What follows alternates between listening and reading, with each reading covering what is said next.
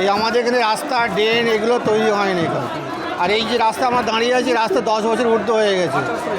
তো সে 10 বছর হয়ে গেছে রাস্তা, এখানে সব জল জমে যায়। তো এটা আমাদের ভীষণ পাবলিকের কষ্ট। এখানে টোটো উল্টে যায়, বাচ্চারা স্কুলে যায়, তারা সব স্কুলে যেতে পারে না গো। মানে ভীষণ দিকেই পানি থাকলে জমে যায়, যেতে যা হয় আর কি। তো এখন আমাদের জানিয়েছিলাম পঞ্চায়েতকে, প্রধানকে, সবাই জানে, পিটিশন করা হয়েছিল।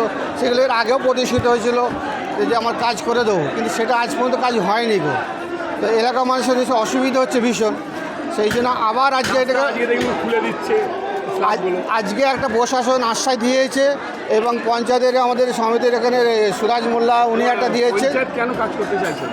সেটা তো পঞ্চায়েত কেন করছে না, পঞ্চায়েতই জানে না। বলছে কাজ করবো কিন্তু করছে না গো। তা আমরা কতদিন সহ্য করবো? এটা তো হসপিটাল রোড। এটা হসপিটাল রোড। তাহলে রুগীরা কীভাবে যায়? রুগীরা এইভাবেই যায়, এই টোটো করে করে যায়। এখানে কোনো অ্যাম্বুলেন্স যেতে পারে না গো। এর আগে টোটো কয়েকবার উল্টে পড়ে গেছে, তাতে কয়েক চোট হয়েছে। হ্যাঁ, এগুলো আমাদের ভীষণ অবশ্যই এখন পঞ্চায়েতকে বলেছি, কেন বাঁকড়ায় তো সব জায়গায় কাজ হয়েছে।